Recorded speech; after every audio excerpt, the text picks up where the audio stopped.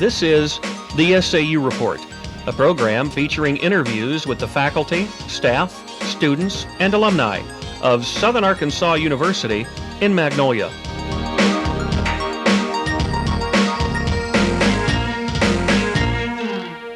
Hello, and welcome to this edition of the SAU Report. I'm Bill Herrin. And I'm Dean Johnson, and we're here today with Dr. Roger Worsley. He's the Chancellor at SAU Tech. Welcome to our program. Thank you for inviting me. Well, we'll start today by asking you, what is exactly is your primary educational function at SAU Tech? Well, SAU Tech is a two-year college made up of three components. One of those is a two-year college program. In addition to that, we also operate the Arkansas Fire Training Academy and the Arkansas Environmental Academy. And I'm the administrative head of all three of those organizations. How does one get into the Fire Academy? The one gets into the Fire Academy by getting hired by the city fire department and then referred to the school. And they come to Camden for 8 weeks to go through their basic training. When they leave, they're certified as a fireman. Where are you originally from? Well, I was born in Hunter, North Dakota. Went to Michigan. My father worked for Dow Chemical Company, and I went all the way through public schools in Midland, Michigan. Then I went to Arizona State University on a football scholarship and graduated from there. And then I lived in Arizona, Alaska, Texas, and finally in Arkansas. Were you a teacher before taking the administrative position at SAU Tech? Yeah, when I went to college, my goal was to coach football. And if you're going to coach football in the public schools, you have to teach. So I was hired in Yuma, Arizona as a science teacher, taught physical science, and coached football and swimming. And when I went to Mesa, Arizona, 4 years later, I taught physical education, which was my major in college, and coached football and golf. How'd the football team do? Football team won the state championship in Yuma and in Mesa both. And I was hired at the community college in Arizona, in Mesa, Arizona, when they started playing football as a football coach. So you've taught at the university level before? The community college. Community college. What are the responsibilities being a chancellor? Basically, I report to the president of SAU Magnolia, Dr. Gamble, and through him to the board of trustees of SAU Magnolia.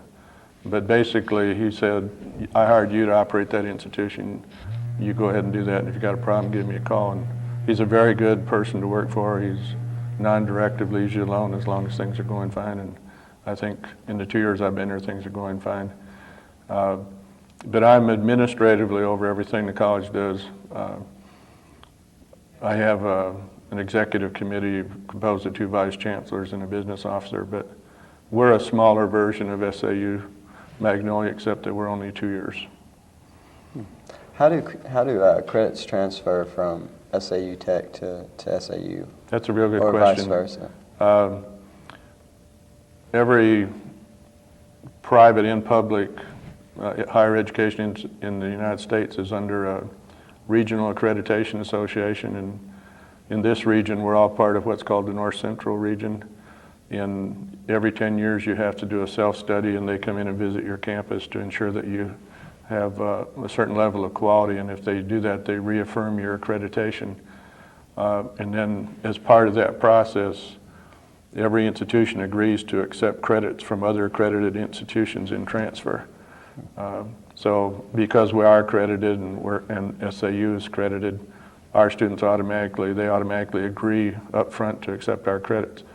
What happens though sometimes is students take things outside of a major, so even though they accept the credit, sometimes it doesn't satisfy a degree requirement. So you hear some stories, well, I went to a 2-year college and they didn't accept my credit. Well, they really did accept the credit as like elective credit, but it may not fulfill a degree requirement. So when students come to 2-year colleges, when we advise them, we say, if you plan to transfer and you know where you're going to transfer, you ought to really follow that school's catalog and follow that curriculum. So when you transfer, there's no doubt about the fact that they're going to accept those credits. And one of the problems with 2-year colleges is that we have transfer programs and we also have vocational technical programs. And the technical programs really aren't designed as transfer programs. So if a student that's in a transfer program goes over and takes a technical course, they're in danger of that course not being accepted, especially toward a degree requirement. So we advise our students in transfer, they should stay in the arts and sciences in the general education, get those out of their way, and then transfer to a school where they can get their major. Do you have a lot of students that complete their 2-year degree over there and come over here and get a bachelor's? Yeah, I can't tell you how many. Dean's probably a good example. She's taking classes in both places. But most of the students and most of our students at SAU are in the transfer programs, even though we're called a technical institute. But most of our students transfer here or to Henderson State because they're the two closest. Some go to Monticello, some would go to Fayetteville, but a few. Most of them come over here or go to Henderson. When looking for faculty, what traits do you look for them to have? Well, when I went to SAU Tech, we put in a new hiring procedure. They submit a resume, and we do that, and we select people we're going to interview based on their resumes. But then we tell them during the interview process, you need to prepare a 20-minute teach, and they can pick any topic within their subject area, and they actually teach to the screening committee. Because a lot of people look good on paper, but as soon as you put them up and say, okay, teach us something, I've had the experience where people went from number one after the paper search to not even being considered based on their teaching. So we're looking for people that can basically teach. In two-year colleges, our people aren't required to publish, they're not required to do research, they're really hired to teach. And a typical teacher at a two-year school will teach 15 credit hours a semester. And at Magnolia, for instance, a four-year school, their load is probably only 12 hours. And then if they teach graduate programs, their load is probably only 9 hours. But our teachers are hired to teach, so we really want to make sure they can teach. So we pay a lot of attention to student evaluations. In the screening process, we actually have them teach and judge their teaching ability. What are some of your goals that you see happening in the future for SAU? Well, historically, the college started as Southwest Technical Institute, and the role was to train technicians for those industries in Highland Park. It's moved away from that now to becoming basically a regional two-year community college. And probably about 8 years ago, there was a high enrollment of about 1,400 students. And last fall, we were actually at the bottom of about 800 students. And so I'm looking at trying to do some new things to expand that enrollment and really address the needs of the students in our local region as opposed to a state region. So, what kind of programs are you running to do that? Well, this year, the board, we used to charge, last year we charged $47 a credit hour. $45 of that was tuition and $2 of that was a general fee. The Board of Trustees approved lowering our tuition to $35 an hour and making the other $12 a fee. So with that approval, we went out to every high school in our region and said, if you can score 19 on the ACT test or the asset test, we will give you a tuition scholarship to SAU Tech. And that really paid off for us this year. We have a lot more first-time freshmen. They pay $12 an hour, but we pay the $35 for them if they can pass it. And to get that, they have to register for 15 credits. And to maintain that, they have to carry a 3.0 grade average. And then that scholarship would be renewable for 4 semesters. That's helped us get a lot of new people. The other thing we did is in Arkansas, high school students can enroll in college and take what we call dual enrollment, where they get credit for a college course and credit for high school at the same time. We started offering 2 years ago some of those courses through compressed video, where we have a class on campus and they would have a video unit like over at Camden Fairview, and they have a class there, and students are watching a teacher through television. The smaller districts around us couldn't afford the equipment because it's very expensive, so this semester we went to teaching those courses over the internet because all the schools have computers and hooked up. So we offered 4 courses this fall. We have 124 students enrolled in those 4 classes. We have a Comp 1 class with 42 students in it, and most of those students are from surrounding high schools, and they're taking the course over the internet they communicate with the faculty member by email. Does it seem like the kids that start when they're still in the high school start taking college credits, does it seem like they do better once they get out and get into the... Well, we try to focus, the law says anytime after the 8th grade you can do that. Mm-hmm. We really go after the seniors. Right. We say, you know, you can dual enroll and get your freshman English out of the way, you can get your history out of the way in some of those courses. So whether you're going to go to Fayetteville or wherever you're going to go, you can leave high school with about 12 credits and get some of those general ed out of the way. But I think they do very well, yeah. Do you think eventually they'll start offering more classes at the Ross Center than the ones that they already do? The Ross Center is sort of an interesting place. It's the old National Guard Armory that we converted to a civic center. We have so much public use of that we tried offering credit courses in there, but because there's so much public use, people get on the speaker system and it's not a real good situation for credit. So what we've decided to do is not offer credit courses there, and we offer community education, special interest kinds of things, but mostly it's a civic, it's a place for clubs and organizations and private people to use for gatherings and that kind of thing. How long have you been at Tech? I've been there 2 years, the first of this month. I understand you were retired before that? Yeah, I've really retired twice. It's sort of an interesting process thing. I worked in Alaska as a dean of students at Anchorage Community College. In Alaska, the retirement age is 55, so when I was 55, I officially retired from there and started drawing my retirement. And then I was a president at Laredo Community College in Texas for 10 years, and in 1995 I became eligible to retire from there, and I retired and moved to Hot Springs Village to play golf the rest of my life. And after a year of doing that, I decided I need to go back to work. So golf wasn't working out for you? Well, they do, but that takes about 5 hours, and then my wife had this little honey-do list all the time about do this, and do this, because she was working full-time, and I said, well, if I'm going to work, I ought to get paid for it. So the job in Camden opened up, and one of my best friends is the president of Texarkana College in Texarkana, and he called me about that job and made a few phone calls, and I ended up over there. And I'm real pleased to have been given that opportunity by Dr. Gamble to do that. So. At one time, SAU Tech had a basketball team called the Varmints. Are they ever going to have another basketball team, or is that just something of the past? Yeah, they used to have basketball, and they had a national championship gymnastics program, right. I understand. And I'm from athletics, so you would think I would have these programs, but they cost a lot of money. And then the other thing, you have to have competition. And I think the only basketball program I know of in Arkansas is at West Art College in Fort Smith.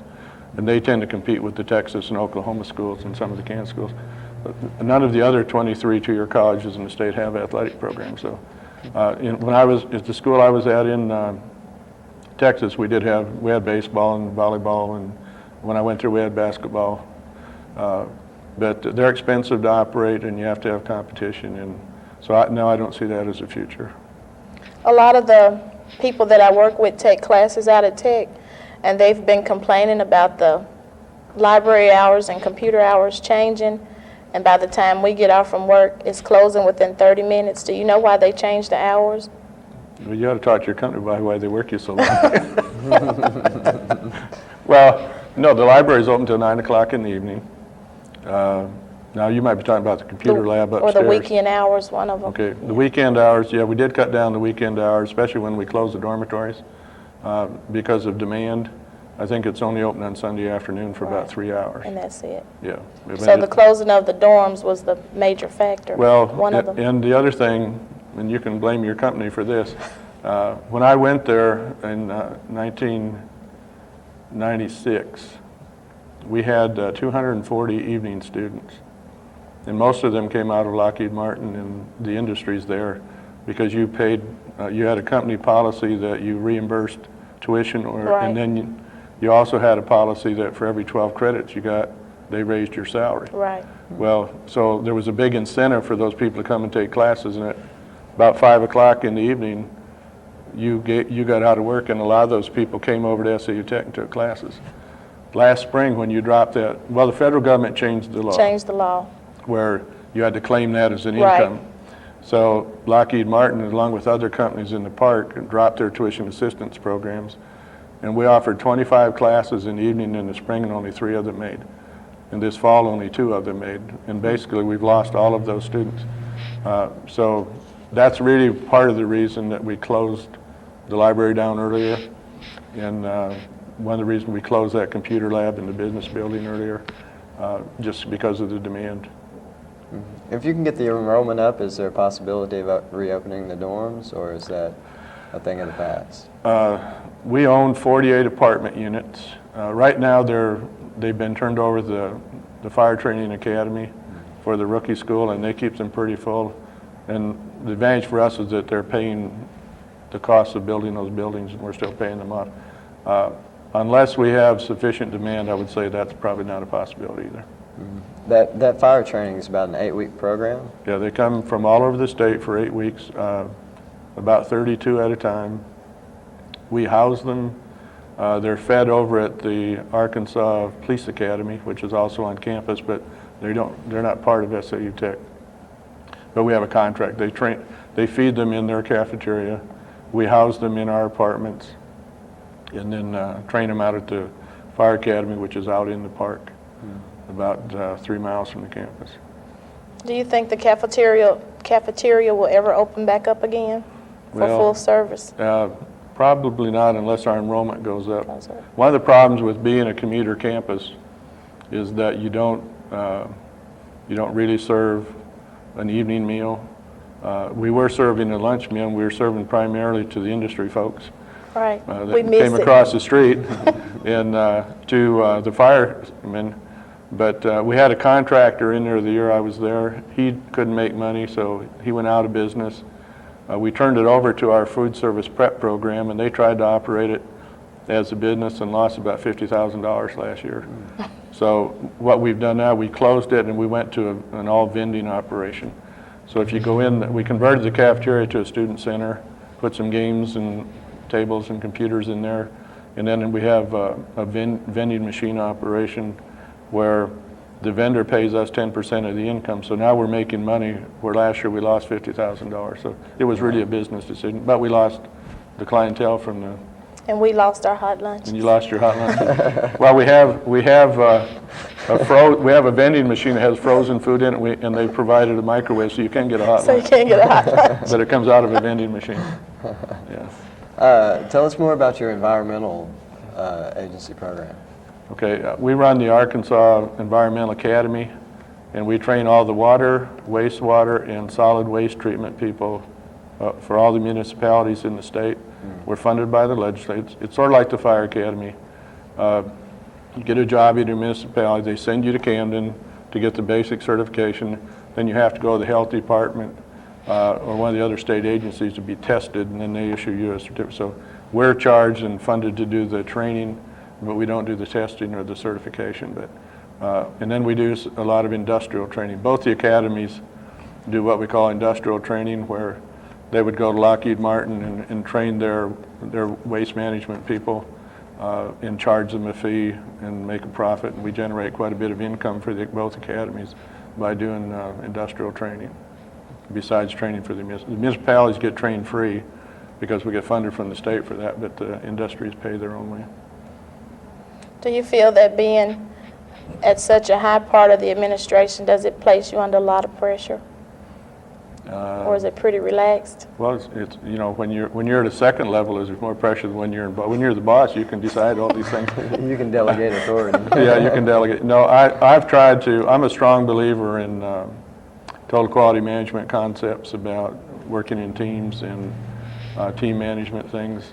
I've tried to install that at the college with some success and with some non-success, and I keep reorganizing. I'm not set in concrete. If something doesn't work, I'll abandon that and go to something else. And college people would probably tell you, well, he's always changing things. But I tell them, you know, that I stay awake at night wondering what I'm going to change next, and I'm sure they stay awake at night wondering how they're going to stop me. But I've tried to install some cooperative kinds of management things. I believe faculty are professional people and could make decisions for themselves. And started a faculty senate that they didn't have when I went there. We have a classified staff organization for the clerical classified type people. And I have an executive committee and a chancellor's council. Then we have a group called the Continuous Improvement Council that has faculty, staff, and administrative personnel on it. And their job is to look at the ways we can improve our systems for both students and employees. And they bring those to the executive committee. And if it's a change in policy, then I come to SAU, to the board meeting, and get my policy manuals changed. But no, I really, you know, you work all your life to become the boss. When you finally get there, you look up and there's still somebody up there that's your boss. So Yeah. there's always, someone is always your boss. Yes, And, sir. you know, even Dr. Gambo, who's the president of the university, he looks up and there's 5 board of trustees members sitting there, and I guess their boss is the governor who appointed them. But you always have a boss, but it's nice to be, you know, the higher you go up in the organization, the more responsibility you have, but the more things you can do. You know, you can empower people, but you have authority to do things and get things done. And I've enjoyed that a lot. Well, you mentioned living in Alaska, and you told me earlier about something interesting about that, about Trivial Pursuit. Oh. Yeah, when I was in Alaska, of course, it's cold all the time, and it's dark all the time in the wintertime. In the winter, it gets light about noon, and it gets dark at 1:30 in the afternoon, so it's dark all the time, and it's down around 15, 20 degrees most of the time. So people in Alaska get together and entertain in homes and play a lot of games. And during the 70s, when I was there, Trivia Pursuit was a big thing, and the state held a Trivia Pursuit tournament. And people from all over the state came in to Anchorage for this tournament. And my partner and I won the state championship. We won a 2-day trip to San Francisco, but my wife wouldn't let me go. So she got the trip and I got the free meals that we won. But so I tell everybody all the time, well, I'm the Trivia Pursuit champion. When I was in Laredo, I had a faculty member that got onto Jeopardy. And one year we had an honor society at Laredo Community College when I was there of all of our top students, and at a Christmas party, that faculty member and I took all the students on in a Trivia Pursuit game and really wiped them out. It was. That's pretty good. So I have all these All these facts championships floating going on. around in my head that are useless except for Trivia Pursuit games. Well, it looks like we're running a little short on time, so I would like for you to tell the people out there that don't know what types of associate degrees you have available. Okay, the majority of our students are in what we call Associate in Arts, which is a 2-year degree, plan to transfer to a 4-year school to get a bachelor's degree. Then we have Associate in Applied Science in about 15 different technical areas. We have some nursing, lower level nursing, LPN and nursing assistants. We have a manufacturing technology program, electronic technology, and we have some advanced computer graphics, which is really to train commercial artists or to train, used to train draftsmen on a board. Now you train them on a computer using CAD/CAM computer programs. And then we have a business and computer science. And the business program is a general business, train people to go to work as secretaries and mid-level managers. The computer science is train computer operators or programmers. And that's primarily what we do. It used to be a lot more high-tech, but it's most of our students now are from the local area, and most of them are in the 2-year transfer program. So they plan to come here or go to Henderson or somewhere to get a 4-year degree. Y'all have an LPN program over there. Yes. Yeah. Right. And a lot of the students come over here to get Get their bachelor's or get to their become an Yeah, RN. we're trying to work a transition program where they could come, if they have an LPN certificate, they could come take a summer school, and then they could have 1 more year and get their 2-year associate degree. And the SAU board at the last meeting approved a 4-year nursing degree for this institution. So then within that cycle or that ladder, they should go all the way from being a nursing assistant to being a bachelor level nurse. We'd like to thank you for coming over to be with us on our SAU report, and we wish you a lot of success at SAU Tech. And I'm Dean Johnson here with Dr. Roger Worsley from SAU Tech. And I'm Bill Herrin. Thank you very much.